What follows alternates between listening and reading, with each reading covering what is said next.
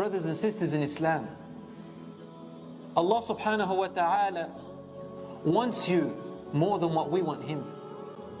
Allah subhanahu wa ta'ala, He opens the doors and opportunities for us to repent all the time. Allah subhanahu wa ta'ala created two angels, one on your right and one on your left. The one on the right writes the good deeds which you do, and he writes them immediately, he's not allowed to delay them. The one on the left has to write the sins which you do, and he is obliged to delay them and wait for hours before he writes them. And if he writes them, he writes it only as one sin. And the one on the right writes it as up to 10 to 70 to 700 folds. When you walk to the masjid, 10 hasanat are placed on and 10 sayyat are taken off. When you make wudu, you are washed from your sins. When you smile in your brother's face, or the sister smiles in her sister's face in order to bring her happiness or bring him happiness, your sins fall off. When you say salam to someone, you get the rewards and your sins are forgiven. When you say La ilaha illallah, it wipes away your sins. Mu'adh said, Ya Rasulullah, Mu'adh ibn Jabal, Ya Rasulullah, you said that we should do good deeds after we do a sin because you said it erases it.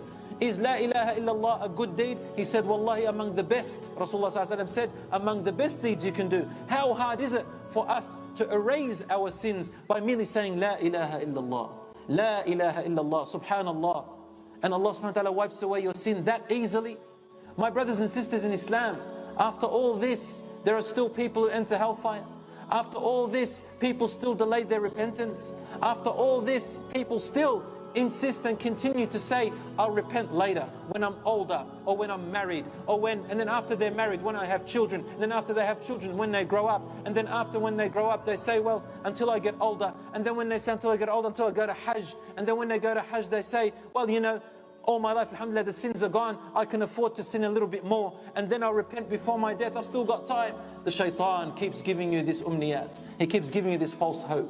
Allah subhanahu wa ta'ala says, الشيطان يعدكم الفقر ويأمركم بالفحشاء. The shaitan always promises you, the shaitan always makes you fear poverty and future harm.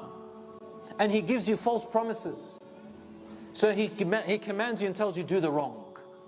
Otherwise you're going to go into poverty. Do the haram, otherwise you're going to miss out. This is going to happen to you. That's going to happen to you. The shaitan says you've got a long time to live. My brothers and sisters in Islam, wallahi you don't. Wallahi you don't. I can see some of my brothers over here who, when I first told this story 20 years ago, we all had perfectly black hair. We all had a perfect set of hair. Right now I can see a lot of you, Allahu Akbar, the white hairs have grown. Some of you, you've lost your hair. Some of you have lost a little bit of your health. You've aged. Look how quick it finished. Look how quick it passed. Death is around the corner, my brothers and sisters in Islam. Visit the graves, as Rasulullah said, Murru ala al-qubur.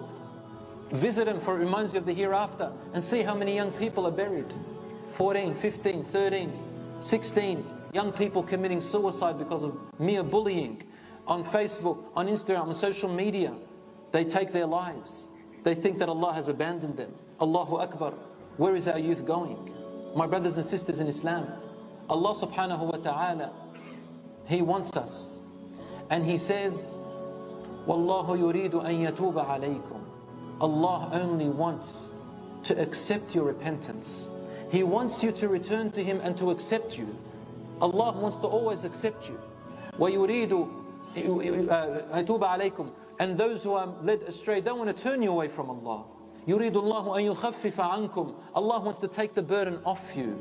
He wants you to feel peace and ease inside of you. He wants the jealousy, the envy, arrogance, stubbornness, pridefulness, revenge, hatred, all that stuff to go away from your heart.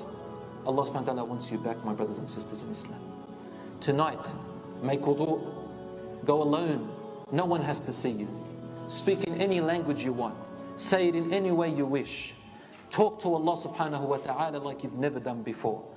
And I promise you, you're going to feel a feeling that you haven't felt for a very long time. Or maybe have never felt it ever. Really talk to Him.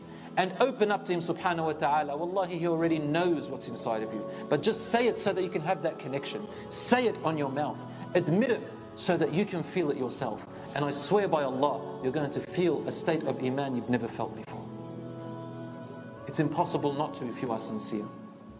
My brothers and sisters in Islam, may Allah subhanahu wa ta'ala shower you with His mercy, His forgiveness, and forgive our sins. May Allah subhanahu wa ta'ala not deal with us because of our deeds, but to deal with us with His mercy. جزاكم الله خير.